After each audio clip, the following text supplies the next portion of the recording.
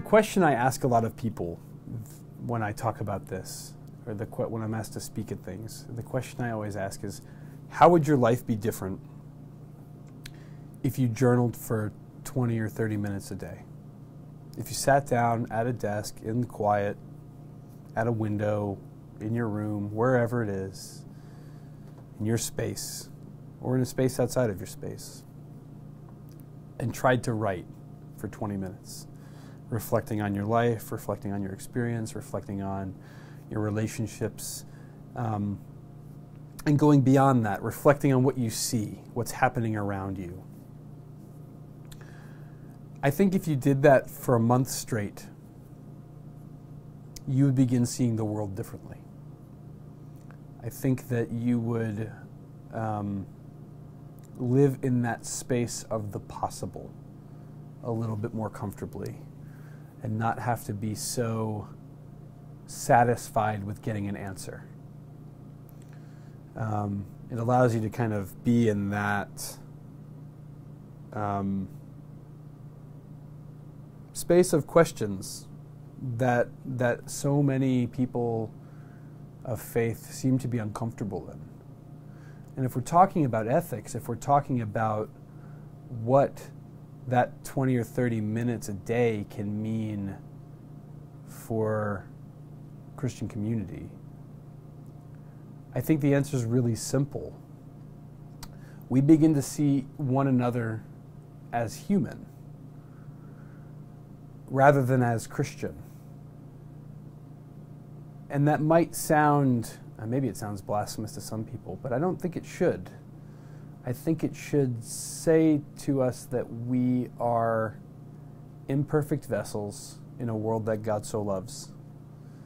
And if we can see more clearly that we're imperfect vessels, and do so in a way that's oriented toward the possibility of that rather than the deficiency of that, because I think a lot of people focus on the deficiency. We're not good enough.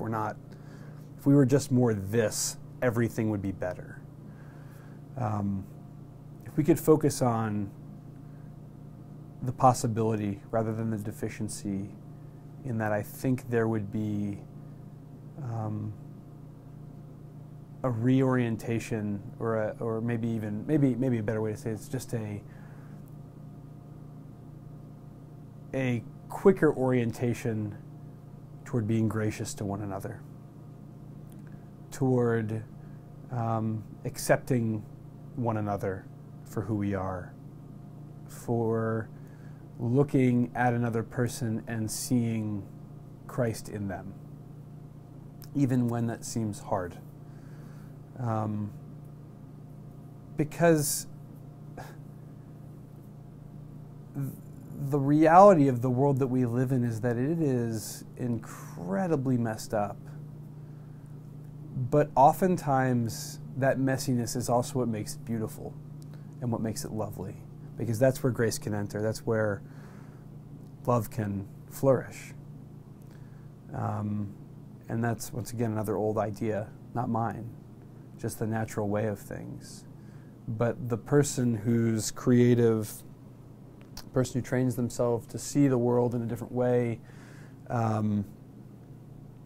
more readily sees that space as something, not something to run from or to be punished by or to be afraid of, but as something that's coming from each one of us and that's inviting all of us into community together. I don't think that a poem is going to change the world. I don't think that someone's going to write a poem that makes everything okay. But you can write a poem that makes someone recognize the Christ in you, or that makes you recognize the Christ in somebody else.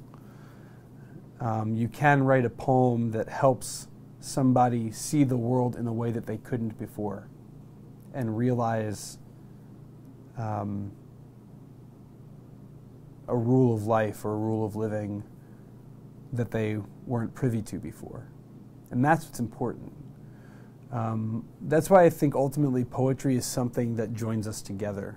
Creativity is something that brings us together, which I think is why you'll see if you're a creative person and part of a community of people that are also creative, you know how deep those relationships are. You cut through a lot of the superficiality and into some of the real depth of field that comes with being someone oriented toward or postured toward creating.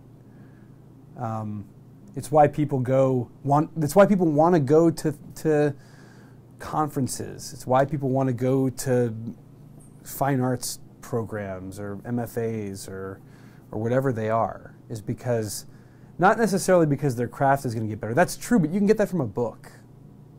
What you can't get from the book is other people who are like-minded, right? And in creative communities, I've noticed, and one of the reasons I wanted to write this book was because my experience has been overwhelming in the way of being connected to other people through practicing creativity.